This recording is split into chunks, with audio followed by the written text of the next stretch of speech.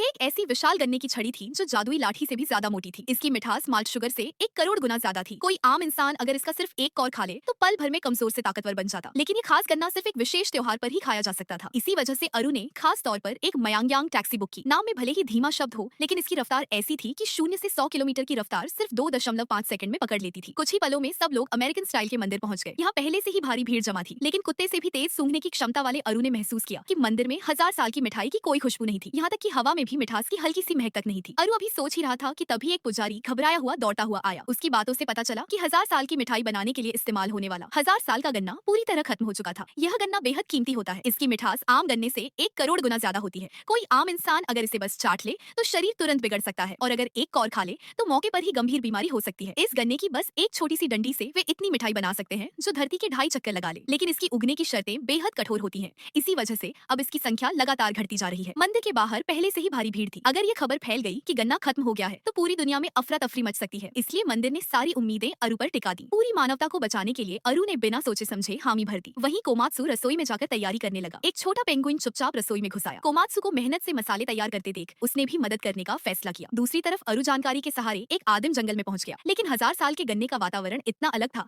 कि उसे समझ नहीं आ रहा था कि शुरुआत कहाँ से करे। अरु से अलग पेंगुइन बिना कुछ बोले पूरी तरह उलटी दिशा में चल पड़ा। घना जंगल उसे और डराने लगा। कुछ ही देर में वह रास्ता भटक गया। डर और बेचैनी उसके दिल में भर गई। जरा सी आहट भी उसे कांपने पर मजबूर कर रही थी। अचानक उसका पैर फिसला और वह ढलान से लुढ़कता हुआ नीचे गिर गया। जब उसने आंखें खोली तो उसके सामने ही किंवदंतियों में बताया गया 1000 साल का गन्ना मौजूद था। खुशी से वह उछलने कूदने लगा, लेकिन उसकी आवाज से जंगल का एक भयानक राक्षस जाग गया। अचानक आई इस मुसीबत के सामने पेंगुइन बुरी तरह डर गया, लेकिन उसे कोमात्सु की याद आ गई। राक्षस गुस्से से गरज उठा और अपने नुकीले पंजों से हमला करने ही वाला था। उसी पल कोमात्सु समय पर पहुंच गया और पेंगुइन को बचा लिया। लेकिन राक्षस के लिए ये दोनों भी मामूली शिकार जैसे थे। सब कुछ खत्म होता दिख रहा था। तभी एक लाल रंग का दानव अचानक प्रकट हुआ। सौभाग्य से उसी वक्त अरु भी पहुंच गया। हालात बिगड़ते देख राक्षस जान बचाकर भाग खड़ा हुआ। गन्ना लेकर सब लोग तेजी से लौटे और तुरंत मिठाई बनाना शुरू कर दिया। इस गन्ने का स्वाद हर बार बदल जाता था। हर कड़ाही का स्वाद बिल्कुल अलग होता था। अरु ने अपनी 30 साल की सिंगल जिंदगी की रफ्तार दिखाते हुए मिठाई को एक जैसे टुकड़ों में बांट दिया। सबके मिलजुल कर काम करने से आखिरकार मंदिर में समय पर मिठाइयां बांट दी गई। अरु ने एक टुकड़ा मुंह में डाला। स्वाद ऐसा था कि वह हैरान रह गया। ये तो जेली जैसा है, सॉसेज जैसा स्वाद, बहुत गाढ़ा, बहुत मीठा और कमाल का स्वाद।